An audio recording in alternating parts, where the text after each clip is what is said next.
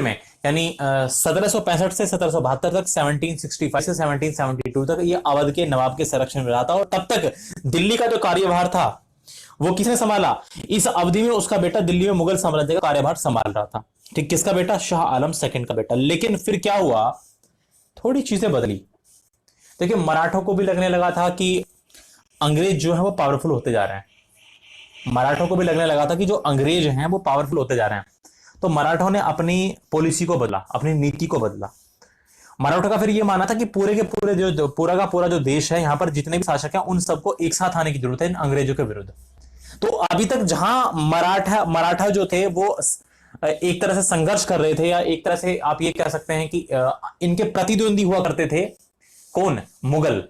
लेकिन अब मराठाओं ने अपनी नीति को बदला। इनको भी लगने लगा कि देखिए, इनकी हार हुई थी पानीपत के थर्ड बैटल में, ठीक है, इनको तो इनकी भी स्थिति थोड़ी कमजोर हुई। और दूसरी तरफ अंग्रेजों की स्थिति जो थी इस बैटल ऑफ बक्सर को जीतने के बाद बहुत ज्यादा मजबूत हो गई थी। तो मराठों ने अपनी पॉलिसी में बदलाव किया और इन्होंने सोचा हमें शाह आलम सेकंड का साथ देना चाहिए।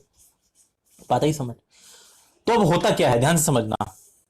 1771 में, 1771 ईस्वी में, 1772 में, 1772 ईस्वी में, 1772 ईस्वी में एक मराठा शासक महादजी शिंदे,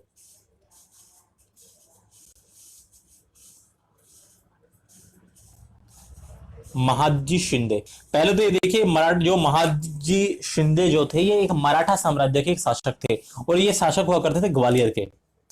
ये उस समय ग्वालियर के शासक थे। मैंने आपको बताया था कि मराठा साम्राज्य केवल महाराष्ट्र तक ही सीमित नहीं रहा था, ये पूरा का पूरा कहां तक फैल चुका था? मराठा जो पूरा का पूरा ये फैल चुका था दिल्ली तक। आप लोग जानते हैं ग्वालियर मध्य प्रदेश के क्षेत्र में पड़ता है, बात ही समझ, एमपी के मध्य प्रदेश के क्षेत्र में पड़ता है ग्वालियर। तो 1772 में महादजी शिंदे, जो कि उस समय ग्वालियर के शासक थे, ठीक है, मराठा साम्राज्य में ग्वालियर के शासक हुआ करते थे महादजी शिंदे। इन्होंने क्या किया? महादजी शिंदे जो मराठा साम्राज्य के शासक थे, याद रखिएगा, ठीक है, इन्होंने क्या किया? इन्होंने 1772 में वापस से शाह आलम को दिल्ली लेकर के आए और वापस से इसको मुगल बादशाह के पद पर, गद्दी पर बिठाया वापस इसको। ठीक है, कि आप डरिए मत, आप अपनी बादशाह चलाइए, यहां से आप दिल्ली का कार्यभार को संभालिए। तो 1772 में क्या किया महादजी शिंदे ने? क्या किया, ध्यान से सुनना मेरी बात जो बता रहा हूं मैं। महादजी शिंदे के नेतृत्व में मराठा सेना ने वापस इसको, किसको, शाह आलम द्वितीय को दिल्ली का बादशाह बनाया, एक तरह से दिल्ली की गद्दी पर वापस दिलाई इसको। दिल्ली की गद्दी, क्योंकि छोड़ करके जा चुका था वैसे अंग्रेजों को डर से, ठीक है, अवध के नवाब की शरण में। तो महादजी शिंदे ने मराठा सेना भेजी और मराठा सेना ने वापस से शाह आलम द्वितीय को लेकर के आए और वापस से दिल्ली की गद्दी पर इसको वापस से बिठाया। मैंने कहा इन्होंने अपनी पॉलिसी को चेंज किया, क्योंकि इनको पता था कि अब जो है वो समय आ चुका है कि अंग्रेजों के विरुद्ध जो है वो एक साथ संयुक्त होकर लड़ाई लड़ी जा सकती है। ठीक है, वो एक टाइम था जब मराठों के बीच में और मुगलों के बीच में एक कड़ा संघर्ष चलता था। लेकिन अब परिस्थितियां बदली थी, ठीक है, अब परिस्थितियां बदल चुकी थी। तो महादजी शिंदे ने ही इन्होंने अपने नेतृत्व में सेना भेजी, अपनी लीडरशिप में इन्होंने आर्मी भेजी और शाह आलम द्वितीय को वापस से दिल्ली लाया गया। अभी मैंने बताया कि महादजी शिंदे कौन थे। महादजी शिंदे जो थे मराठा साम्राज्य के एक शासक थे, जिन्होंने कहां पर शासन किया? ग्वालियर पर शासन किया था। इनका शासन कहां पर चलता था? ग्वालियर पर चलता था। देखिए ध्यान से समझना, महादजी शिंदे के पिता का नाम था, इनके पिता का नाम था राणोजी राव शिंदे। इनके पिता का नाम था, जो कि काफी फेमस मराठा सरदार थे, राणोजी राव शिंदे। राणोजी राव शिंदे के 5 बेटे थे। ये इंपॉर्टेंट नहीं है, मैं थोड़ी सी चीजें बता रहा हूं मैं आपको जिससे कि याद हो, क्योंकि बहुत ज्यादा नाम है, आपको ज्यादा कोई इतना ज्यादा कोई इंपॉर्टेंट नहीं है। महादजी शिंदे को याद रखिएगा, इन्होंने बस ऐसा किया जिससे कि चीजें आपके, मैं इतनी सारे फैक्ट इसलिए बता रहा हूं जिससे कि चीजें लिंक होती नहीं एक दूसरे से। कोई भी काम ऐसा ना हो कि ऐसा कैसे हो गया, बात ही समझ। देखिए राणोजी शिंदे इनके पिता थे, राणोजी राव शिंदे। अब ध्यान से समझना, राणोजी राव शिंदे के ना ये 5वें और अंतिम पुत्र थे, यानी सबसे छोटे पुत्र हुआ करते थे। राणोजी राव शिंदे ही शिंदे वंश के संस्थापक थे। राणोजी राव शिंदे ही शिंदे वंश के संस्थापक थे। इनके पिता राणोजी राव शिंदे ही शिंदे वंश के फाउंडर थे, संस्थापक थे। और ध्यान से समझना मेरी बात, पानीपत के तीसरे युद्ध में, जब पानीपत का थर्ड बैटल हुआ, अभी बताया मैंने पानीपत का थर्ड बैटल किसके बीच में होता, मराठों के और अहमद शाह अब्दाली के बीच में। तो पानीपत के तीसरे युद्ध में केवल ये महादजी शिंदे ही जीवित बचे थे, बाकी ज्यादातर जो मराठा सेनानी थे वो मारे गए थे। जितने भी फेमस फेमस मराठा सेनानी थे वो मारे गए थे पानीपत के तीसरे युद्ध में। ये महादजी शिंदे ही जीवित बचे थे। बात आई समझ, महादजी शिंदे ही जीवित बचे थे, जो जिनका शासन कहां पर चलता था, ग्वालियर पर चलता था। बात आई समझ, तो ये बात ध्यान रखिएगा। तो इन्हीं महादजी शिंदे ने वापस केवल बताना महादजी शिंदे के बारे में था, लेकिन मैंने आपको ये बात बताई, शिंदे वंश के संस्थापक थे, इनके पिता राणोजी राव शिंदे, उनके बेटे थे महादजी शिंदे, केवल यही जीवित बचे थे, बाकी लोग मारे जा चुके थे। किसमें, पानीपत के थर्ड बैटल में। तो इन महादजी शिंदे ने ही 1772 में शाह आलम द्वितीय को वापस लेकर के आए और वापस से दिल्ली की गद्दी पर बैठाया इनको। ठीक, चलो जी। और इसके बाद क्या हुआ, इस शाह आलम द्वितीय, ये जो शाह आलम द्वितीय था, महादजी शिंदे से बहुत ज्यादा प्रभावित हुआ, बहुत ज्यादा इन्फ्लुएंस हुआ। इनकी बहादुरी देख करके ये महादजी शिंदे से बहुत ज्यादा प्रभावित हो गया। और इस शाह आलम द्वितीय ने इनको, महादजी शिंदे को, बहुत सारी उपाधियां दे दी, बहुत सारे टाइटल दे दिए। और उसके बाद फिर शाह आलम द्वितीय ने खूब कोशिश की, खूब प्रयत्न किया कि मुगल साम्राज्य को एक बार फिर से खड़ा किया जाए। खूब कोशिश की शाह आलम सेकंड ने कि एक बार मुगल साम्राज्य को फिर से खड़ा किया जाए, फिर से एक नई जान डाली जाए मुगल साम्राज्य में। लेकिन ऐसा करने में इसके खुद के ही कई मंत्रियों ने और कई सारे भारतीय लोगों ने शाह आलम सेकंड का साथ नहीं दिया। और हद यहां तक हो गई कि 1788 में, 1788 ईस्वी में, एक व्यक्ति था जिसका नाम था गुलाम कादिर। एक गुलाम कादिर नाम का सरदार था, एक गुलाम कादिर नाम का व्यक्ति था। इस गुलाम कादिर नाम के व्यक्ति ने शाह आलम को, बादशाह शाह आलम को कैद कर लिया।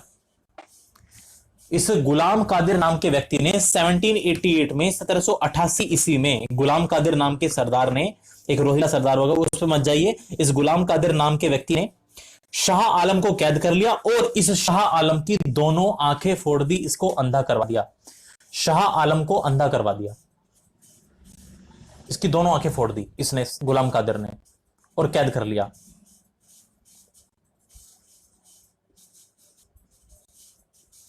शाह आलम द्वितीय को क्या करवा दिया, अंधा करवा दिया।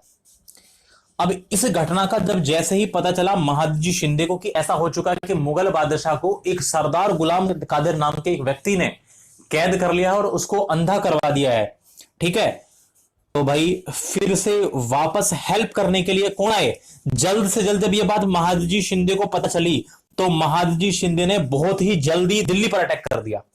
जैसे ही पता चली कि दिल्ली में मुगल बादशाह शाह आलम द्वितीय को पकड़ लिया गया है, कैद कर लिया गया गुलाम कादिर के द्वारा और उनको अंधा करवा दिया गया है, तो तुरंत महादजी शिंदे ने अपनी सेना के साथ अटैक कर दिया। कहां पर, दिल्ली पर। दिल्ली पर आक्रमण कर दिया और इस गुलाम कादिर को खत्म कर दिया। इस गुलाम कादिर को क्या कर दिया, इसकी हत्या कर दी, इसको खत्म कर दिया। और ध्यान से समझना, फिर इसके बाद क्या हुआ, इसके बाद खुद मराठों ने रक्षा की। महादजी शिंदे के ही एक वारिस थे, ध्यान से समझना मेरी बात, जो मैं बात बता रहा हूं, महादजी शिंदे के ही जो वारिस बनने थे अगले, कोई कहता है ये इनके पुत्र थे, ठीक है, उनका नाम था दौलत राव शिंदे। ये इन्हीं के वारिस थे, इन्हीं के सक्सेसर थे, जिनका नाम था दौलत राव शिंदे। दौलत राव शिंदे को तैनात कर दिया गया कि देखो भाई, ये तो अंधा हो चुका है शाह आलम द्वितीय, तो अरे शाह आलम द्वितीय तो क्या हो चुका है, अंधा हो चुका है। तो अब दौलत राव शिंदे के नेतृत्व में दिल्ली की जो रक्षा थी, यानी लाल किले की जो रक्षा, यानी दिल्ली का जो साम्राज्य एक तरह से चला रहा था, वो दौलत राव शिंदे चला रहा था, क्योंकि मुगल बादशाह को शाह आलम द्वितीय को क्या कर दिया गया था, अंधा कर दिया गया था। तो शाह आलम सेकंड का साथ देने के लिए किसको भेजा गया, महादजी शिंदे ने नियुक्त कर दिया दौलत राव शिंदे को, जो इन्हीं के वारिस थे, कि आप जाइए और दिल्ली की रक्षा कीजिए, दिल्ली को संभालिए, दिल्ली पर ध्यान दीजिए। दौलत राव शिंदे को, जो इन्हीं के वारिस थे। बात आई समझ। तो महादजी शिंदे ने हेल्प की किसकी, वापस से एक बार फिर से हेल्प की। महादजी शिंदे ने जल्दी से जल्दी दिल्ली पर अटैक किया और गुलाम कादिर को खत्म कर दिया, और एक बार फिर से शाह आलम द्वितीय को बचा लिया। इसकी एक बार फिर से हेल्प की महादजी शिंदे ने, और इसके साथ साथ इन्होंने अपने ही एक वारिस दौलत राव शिंदे को दिल्ली की रक्षा के लिए नियुक्त कर दिया अपनी सेना के साथ, कि अपनी सेना के साथ आप वहां रहिए और दिल्ली का कार्यभार संभालिए, क्योंकि बादशाह हो चुका है अंधा, ठीक है, बात आई समझ। तो ये काम किया महादजी शिंदे ने। लेकिन अब फिर क्या होता है, 1803 में वो काम होता है जिसकी उम्मीद की जा रही थी 1803 में। 1803 में अंग्रेजों ने दिल्ली पर अटैक कर दिया। 1803 में अंग्रेजों ने कर दिया दिल्ली पर अटैक। ये सब चलता रहा और 1803 में अंग्रेज द्वारा किया गया दिल्ली पर आक्रमण। 1803 में अंग्रेजों द्वारा दिल्ली पर अटैक।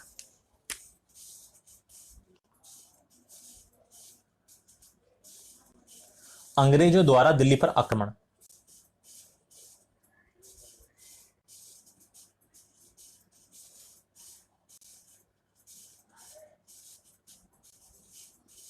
कब? इन द ईयर ऑफ 1803, 1803 में। अच्छा एक बात बताओ मुझे, पहले रुकता हूं मैं। अरे समझ में तो आ रहा है, कंफ्यूजिंग तो नहीं लग रहा? पहले ही बताओ मुझे, समझ आ रहा है? हाँ जी भैया। Okay good. आयुष आ रहा समझ में? हाँ जी भैया। पढ़ाई कैसी चल रही है? भैया ठीक चल रही है। प्रैक्टिस चल रही है रीजनिंग वगैरह की, मैथ्स की? हाँ जी भैया। Okay very good. देखो बहुत ज्यादा कंफ्यूजिंग नहीं है। देखिए थोड़ा सा ये जो यदि आप कंपेरिजन करेंगे ना मेडिवल पार्ट जो हमारा मध्यकालीन भारत है, उसके मुकाबले थोड़े से फैक्ट्स थोड़े से ज्यादा हो जाते हैं, लेकिन बहुत ज्यादा कंफ्यूजिंग नहीं है, बिल्कुल आसान है, कोई मुश्किल काम नहीं है। रिवीजन करिएगा बिल्कुल आराम से चीजें आ जाएगी समझ में। अब 1803 में क्या होता है, अंग्रेजों द्वारा यानी ब्रिटिशर्स द्वारा, ब्रिटिशर्स वैसे वर्ड गलत होता है, हम कहते हैं ब्रिटिशर्स। ब्रिटिशर्स कुछ नहीं होता, अंग्रेजों को कहते हैं द ब्रिटिश। ब्रिटिशर्स कोई वर्ड ही नहीं है, ठीक है, इनको कहा जाता है द ब्रिटिश। ब्रिटिशर्स कुछ नहीं होता कि इसमें ईआरएस लगा दूं तो अंग्रेज हो जाएगा, नहीं।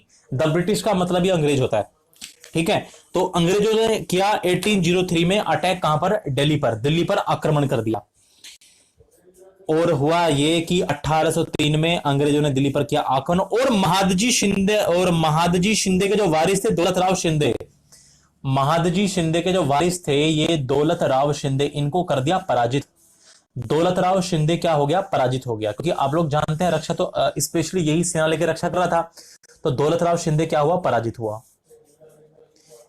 दिल्ली में दौलत राव शिंदे क्या हो गया? पराजित हो गया। अंग्रेजों ने इसको हरा दिया, दौलत राव शिंदे को हरा दिया।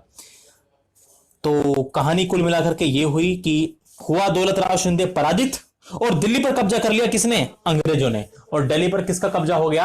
अंग्रेजों का कब्जा हो गया, अंग्रेजों ने कब्जा कर लिया। और दिल्ली पर कब्जा करने के बाद अंग्रेजों ने शाह आलम द्वितीय, अंधा था बेचारा, ठीक है, इसने शाह आलम द्वितीय को बना दिया पेंशनधारी, कि तुम लोग पेंशन बस अब आराम करो, कोई दिक्कत नहीं है, ज्यादा टेंशन मत लो, ठीक है। इसको बना दिया पेंशनधारी या पेंशन भोक्ता, पेंशनर बना दिया, इसको बना दिया पेंशनर। किसको? शाह आलम द्वितीय को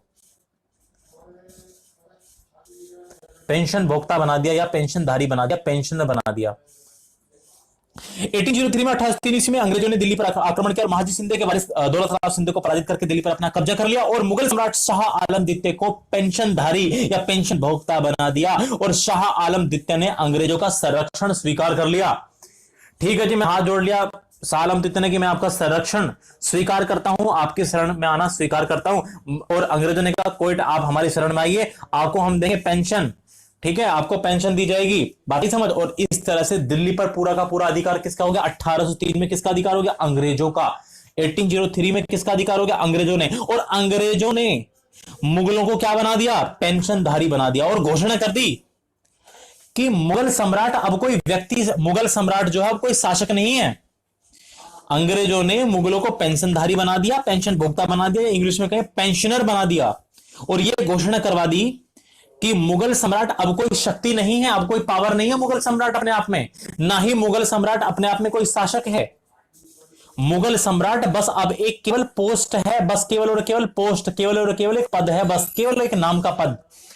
मुगल सम्राट अब ना कोई एक शक्ति है, मुगल सम्राट ना अब कोई शासक होगा, मुगल सम्राट या मुगल बादशाह अब केवल और केवल एक पोस्ट रहेगी, केवल और केवल और एक पद रहेगा, और हम मुगलों को पेंशन देंगे, और उनका अधिकार क्षेत्र और उनका अधिकार का क्षेत्र जहां पर उनका कुछ चलेगा वो केवल और केवल दिल्ली का लाल किला रहेगा, बस लाल किले तक इनकी बादशाहत रहेगी, काम खत्म, बस लाल किले में रहेगा मुगल बादशाह, उसको पेंशन मिलती रहेगी टाइम से, ठीक है। बाकी किसी भी काम में हस्तक्षेप नहीं करेगा, केवल नाम का, बस नाम का रहेगा मुगल बादशाह, कि हाँ नाम है कि भाई मुगल बादशाह हैं, ठीक है, बात आई समझ। जैसे आप आज भी देखते हैं, जैसे अब तो खैर ऐसी चीज नहीं, आप भी देखते हैं कोई लोग जो बिलोंग करते हैं रॉयल फैमिली से बिलोंग करते हैं, कि इनके जिनके दादा परदादा ने शासन किया था, तो उनको आज भी कहा जाता है कि रॉयल फैमिली से बिलोंग करते हैं, शाही वंश से बिलोंग करते हैं। केवल पद ही तो है, नाम ही तो चल रहा है, बाकी ऐसा तो कुछ है नहीं। तो ऐसे ही अंग्रेजों ने ये कहा कि अब जो मुगल बादशाह है वो केवल और केवल एक पोस्ट है, बस पद है, वो कोई शासक नहीं है, कोई मतलब अब रूल नहीं चलाएगा, रूल हम चलाएंगे। और इसकी बादशाह बस ये लाल किले में रहेगा और इसको पेंशन देते रहेंगे हम, बस इसकी बादशाहत रहेगी केवल लाल किले तक। अब पता ही समझ दिल्ली का, क्योंकि आप लोग जानते हैं जो मुगल बादशाह होते थे वो दिल्ली के रेड फोर्ट में रहते थे, पता ही समझ, दिल्ली के लाल किले में। अच्छा बताइए दिल्ली का लाल किला किसने बनवाया था, किसने बनवाया था दिल्ली का लाल किला, बताएगा कोई, है किसी को कुछ आइडिया? मैं मानता हूं आपने काफी लोगों ने मेडिवल नहीं पढ़ी, लेकिन पता होना चाहिए फिर भी। जानते हैं दिल्ली का लाल किला किसने बनवाया? थोड़ी थोड़ी चीजें पढ़ा करो, ठीक है, ये बड़ी बेसिक चीजें हैं, ये पता होनी चाहिए। दिल्ली के लाल किले को किसने बनवाया था? इसको शाहजहां ने बनवाया था। दिल्ली के रेड फोर्ट को किसने बनवाया था? शाहजहां ने बनवाया था अपने शासनकाल में, ठीक है। तो ये छोटी छोटी चीजें हैं जो हमें पता होनी चाहिए। खैर चलिए, और लाल किला आगरा में भी, आगरा का किला भी है, ठीक है, दोनों में कंफ्यूज मत हो जाना। हाँ, तो चलिए आगे की बात को हम शुरू करते हैं। मैं दिल्ली के किले की बात बताई, दिल्ली के लाल किले की, दिल्ली के रेड फोर्ट की मैंने बात बताई है, आगरा के किले की नहीं, दिल्ली के रेड फोर्ट की बात बताई है। तो ध्यान से समझना मेरी बात, इनको बना दिया मुगलों को पेंशनधारी, ठीक है। किसने बना दिया? अंग्रेजों ने इनको बना दिया पेंशनधारी की, अब आप पेंशन लीजिए और आपका क्षेत्र सीमित रहेगा। और ये एक और घोषणा कर दी, और ये भी घोषणा की कि अब मुगल बादशाहों को, जो भी मुगल बादशाह बनेगा अगला, उसकी नियुक्ति करी जाएगी अंग्रेजों के द्वारा। वापस रिपीट करता हूं, अंग्रेजों ने मुगलों को पेंशनधारी बना दिया, घोषणा कर दी कि मुगल सम्राट अब कोई शक्ति या शासक नहीं, बल्कि सिर्फ और सिर्फ एक पद होगा, एक पोस्ट होगी। हम मुगलों को पेंशन देंगे और उनका अधिकार क्षेत्र केवल और केवल दिल्ली के लाल किले तक ही सीमित रहेगा। और यह भी घोषणा की कि अब मुगल बादशाह को अंग्रेजों द्वारा अपॉइंट किया जाएगा, अंग्रेज अपॉइंट करेंगे कि अगला मुगल बादशाह कौन बनेगा। अब ऐसा नहीं है कोई भी नहीं आ जाएगा बीच में कि इसको बना दिया उसको बना दिया, कि कोई भी वजीर उठ के आया, किसी को मरवा दिया किसी को बनवा दिया। अब अंग्रेज डिसाइड करेंगे कि अब मुगल बादशाह कौन बनेगा। तो यहां से क्वेश्चन, मस्त क्वेश्चन ये बन सकता है कि बताइए अंग्रेजों का पेंशनधारी बनने वाला पहला मुगल बादशाह कौन था? अंग्रेजों का पेंशनधारी या अंग्रेजों का पेंशनर बनने वाला, या अंग्रेजों का पेंशनधारी बनने वाला, अंग्रेजों का पेंशन भोक्ता बनने वाला पहला मुगल बादशाह कौन था? क्या आंसर होगा आपका, बताइए फटाफट से बोल के जल्दी।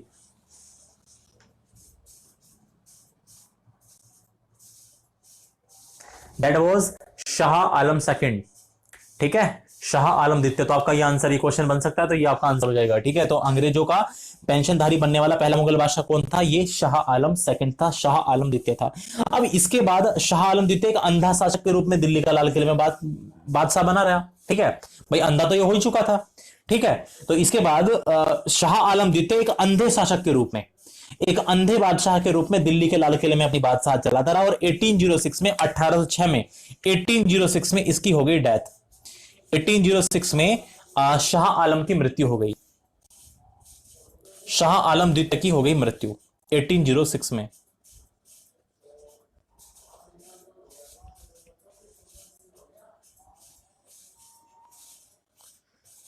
में हुई शाह आलम द्वितीय की मृत्यु। और मैंने कहा था कि भैया अंग्रेज डिसाइड करेंगे कि कौन मुगल बादशाह बनेगा, ठीक है। तो शाह आलम सेकंड की मृत्यु के बाद, जब ये शाह आलम सेकंड मर गया, तो इसकी मृत्यु के बाद इसी का बेटा था अकबर, इसके बेटे का नाम था अकबर। ध्यान से समझना, शाह आलम सेकंड का ही बेटा था अकबर, इसके बेटे का नाम हुआ करता था अकबर। अंग्रेजों ने उसको अगला मुगल सम्राट नियुक्त कर दिया। शाह आलम द्वितीय का ही बेटा था अकबर, जिसका नाम, इसी के बेटे का नाम था अकबर, उसको बना दिया अंग्रेजों ने अगला मुगल सम्राट। 1806 में हुई शाह आलम सेकंड की मृत्यु, 1806 में हुई शाह आलम द्वितीय की मृत्यु, और अंग्रेजों ने नियुक्त किया इसी के बेटे, इसी के पुत्र अकबर को अगला मुगल सम्राट।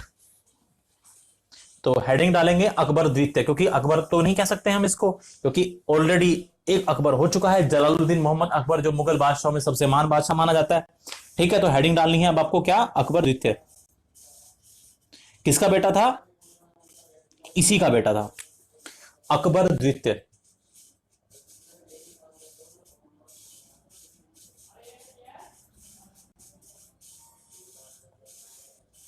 अकबर सेकंड।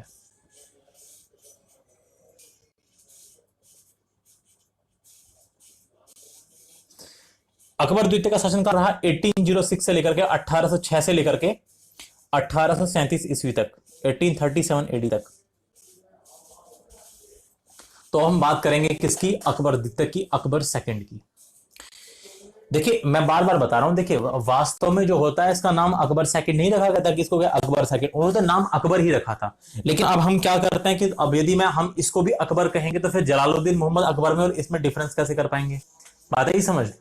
तो इसलिए जब एक ही वंश में एक से ज्यादा मुगल बादशाह, एक से ज्यादा सम्राट हो जाते हैं, एक से ज्यादा व्यक्ति हो जाता है, तो उनके नाम क्या किया, फर्स्ट सेकंड थर्ड ऐसे लगा दिया जाता है।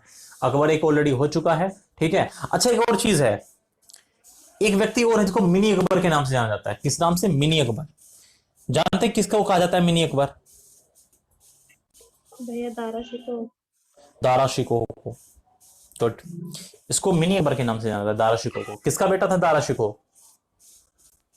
शाहजहां का। क्या बोला? शाहजहां का बेटा था ना शाहजहां भैया। का बेटा था, वेरी गुड। गुड। इसका मतलब आपने पढ़ा है, चीजों को रिवाइज किया है। खैर वो चीज अलग है, क्योंकि वो बादशाह नहीं बना था तो उसकी बात अलग साइड निकालता है, अकबर सेकंड की बात करता है। देखिए बहुत ही कमजोर शासक था। सबसे अब यहां से क्वेश्चन क्या क्या बन सकते हैं। शालम द्वितीय की मृत्यु के बाद अंग्रेजों ने उसके बेटे अकबर द्वितीय को अगला मुगल सम्राट नियुक्त किया। अब यहां पर सबसे पहला क्वेश्चन यह बन सकता है कि यह अंग्रेजों के संरक्षण में बनने वाला पहला मुगल बादशाह था जिसको अंग्रेजों ने नियुक्त किया था। आपसे पूछे कि बताइए अंग्रेजों द्वारा नियुक्त किया गया, अंग्रेजों द्वारा अपॉइंट किया गया, अंग्रेजों के संरक्षण में बनने वाला पहला मुगल बादशाह कौन था? तो अंग्रेजों के संरक्षण में बनने वाला पहला मुगल बादशाह था ये अकबर द्वितीय। तो लिख लीजिएगा, यह अंग्रेजों के संरक्षण में बनने वाला पहला मुगल बादशाह था।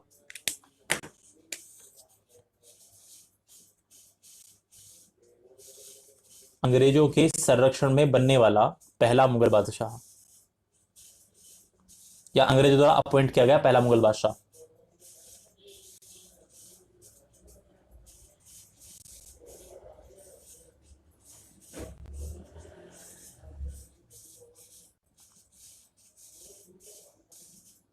देखिए मैं फिर बता रहा हूं, मुगल बादशाह केवल नाम का बादशाह है कि हाँ भाई ये है मुगल बादशाह। ये रूल नहीं चलाएगा, शासन अंग्रेज चलाएंगे हर चीज, बस नाम के लिए कि हाँ ये पोस्ट है वे मुगल बादशाह। जैसे इतने टाइम से मुगल बादशाह बनते चले आ रहे थे, तो केवल नाम के लिए कि हाँ भाई अकबर द्वितीय जो है वो अगला मुगल बादशाह है, ठीक है। ये अंग्रेजों के संरक्षण में बनने वाला पहला मुगल बादशाह था। और याद रखना इसकी बादशाहत केवल लाल किले तक ही सीमित थी भैया, बस केवल लाल किले तक इसकी पावर थी, बस केवल लाल किले में जहां इसकी फैमिली रहती थी, बाकी इसको बाहर कोई इसकी पावर नहीं थी। इसकी बादशाहत केवल लाल किले तक सीमित थी, इसकी बादशाहत केवल और केवल लाल किले तक सीमित थी।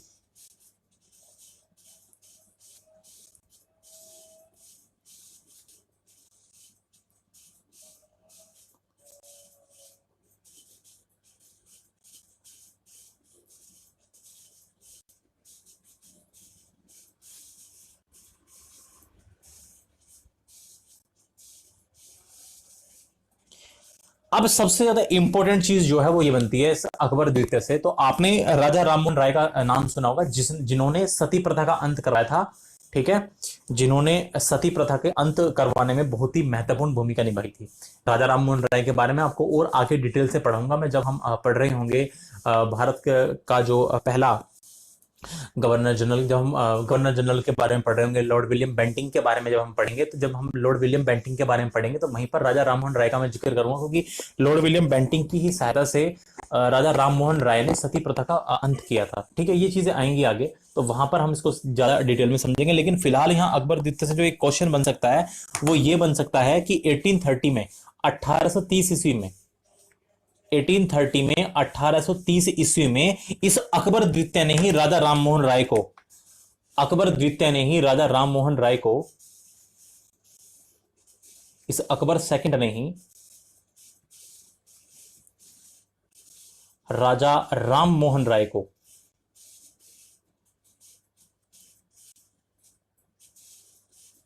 अब देखिए ध्यान से समझो, अब देखिए इनका नाम है राजा राममोहन राय। तो ये राममोहन राय से पहले जो राजा लिखा हुआ है ना, ये उपाधि जो लगी हुई है टाइटल, ये राजा राममोहन राय को ये राजा की उपाधि किसने दी थी? ये जो आपके नाम में राजा दिख रहा है पहले, ये अकबर द्वितीय ने ही दी थी।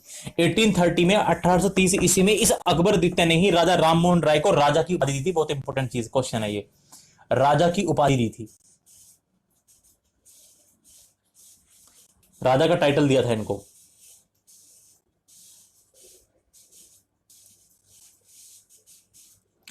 ठीक है। राजा का टाइटल 1830 में अकबर द्वितीय ने ही राजा राम मोहन को, इनके नाम में जो राजा है, ये राजा वाली उपाधि किसने दी थी? इस अकबर सेकंड ने ही दी थी।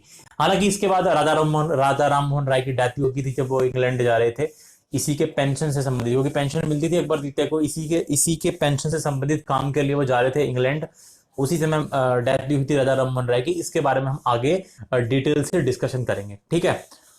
तो फिलहाल की हमारी जो कहानी है वो यहीं तक रखते हैं, और आगे अब जो है लगभग लगभग अंत आ चुका है, क्योंकि इसके बाद केवल एक मुगल बादशाह बचा है, वो है बहादुर शाह जफर सेकंड। और इसी के साथ जो मुगलों का पतन है, जो मुगल है वो एकदम खत्म हो जाएंगे, और फिर हम बात करेंगे यूरोपियन पावर्स की, ठीक है। तो चलिए फिर यहीं तक रखते हैं, और आगे यदि कुछ और टॉपिक होगा जो मुझे लगेगा कि यार ये ज्यादा बेटर है कराने के लिए, तो हम उसको इंट्रोड्यूस करेंगे यूरोपियन पावर से पहले। तो चलिए फिर यहीं तक रखते हैं। बस एक मुगल बादशाह बच चुका है इसमें, बहादुर शाह सेकंड बच चुका है, ठीक है। बहादुर शाह जफर द्वितीय जो अंतिम मुगल बादशाह है, बाद में उसको रंगून भेज दिया जाएगा, ठीक है। और 1857 में ही खत्म हो जाएगी इनकी पूरी की पूरी मुगल सल्तनत। जो मुगल वंश जो लगभग लगभग आप देख सकते हैं 1526 से शुरू हुआ, और अब आकर के 1857 में बिल्कुल उसका अंत हो जाएगा, वो तहस नहस हो जाएगा, ठीक है। चलो यहीं तक रखते हैं। डाउट है किसी और कुछ?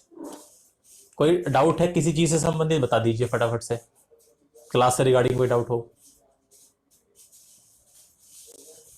नहीं? नहीं भैया। चलिए, अभी थोड़ी सी क्लासेस जो हैं वो आपकी इरेगुलर इसलिए चल रही हैं क्योंकि थोड़ी सी दिक्कत है, थोड़ी सी अभी मेरी कुछ पर्सनल प्रॉब्लम चल रही है, इसलिए क्लास थोड़ी सी इरेगुलर थी, ठीक है। अब आपकी क्लास जो है वो रेगुलरिटी पे आ जाएगी, और कल हम क्लास करेंगे, हमारी हिस्ट्री की भी क्लास होगी कल, और इसके साथ साथ कल हमारी इकोनॉमिक्स की भी क्लास होगी, ठीक है। दोनों क्लासेस हमारी होंगी, और इसके साथ साथ हमारी क्लास रीजनिंग की होगी। नया चैप्टर शुरू होना है, कोडिंग डिकोडिंग ऑलमोस्ट खत्म हो चुका है, नया चैप्टर शुरू होना है रीजनिंग में, तो हमारी क्लास रीजनिंग की भी होगी। चलिए फिर खत्म करते हैं। अब आप लोगों से मुलाकात होगी कल, टाइमिंग आपको बता दी जाएगी। तैयार रहिएगा, और अपनी प्रैक्टिस है वो लगातार जारी रखना, प्रैक्टिस को बिल्कुल भी मत छोड़ना, ठीक है। अब जब तक ये सब चल रहा है इसका थोड़ा सा फायदा उठाइए, जब तक एग्जाम नहीं हो रहा है, और उसके बाद आप लोग चीजों को करिए। जिसकी कुछ चीजें छूटी हुई हैं वो यूट्यूब पे जाकर के देख सकता है। कुछ चीजें पब्लिक हैं, जैसे हिस्ट्री क्लास है वो मैंने पब्लिक की हुई है, मतलब पब्लिकली डाल रखी है, ठीक है। तो आप लोगों को पब्लिकली ऐसे जाके मिल जाएगी। बाकी जो क्लासेस हैं उनकी लिंक आप लोगों के पास ऑलरेडी है, तो आप उनको लिंक से जाकर, क्योंकि वो पब्लिक आपको नहीं दिखेंगे यूट्यूब पे, ठीक है, वो आपको लिंक से जाकर के आप लोग उनको देख लीजिए, और जो चीजें आपकी रह चुकी हैं उनको कवर कर लीजिए, और बाकी अपना रिवीजन लगातार जारी रखिए। अब फटाफट से हम कल से रीजनिंग भी ले आएंगे, और आपकी इकोनॉमिक्स को भी, और इसके अलावा पॉलिटी वगैरह सारी की सारी चीजें वापस से रिज्यूम कर देंगे। तो कल से आप लोगों को थोड़ा कम टाइम मिलेगा, और आपकी पढ़ाई जो है वो थोड़ी सी ज्यादा चलेगी। तो तैयार रहिएगा, अपना डेटा बचा के रखिएगा यदि आप लोग अपना डेटा खत्म कर देते हैं तो। चलिए यहीं तक रखते हैं। वर्षा, आपने कुछ कहा? हाँ भैया, मैं ये पूछ रही थी कि वो इंग्लिश की क्लास क्यों हुआ करेगी अब? वर्षा, अभी अभी फिलहाल हम वो चीज देखो, अभी दिक्कत ये है ना कि बहुत सारी चीजें एक साथ चल चुकी हैं। अब रीजनिंग भी चल रही है, जीएस का सेक्शन भी चल रहा है, तो हम सोच रहे हैं पहले इनको खत्म कर लें अच्छे से, ठीक है, ठीक फिर है उस भैया, पर आ ठीक जाएंगे। है। ठीक। चलिए जी, यहीं तक बहुत बहुत धन्यवाद। अब मिलना है फिर कल।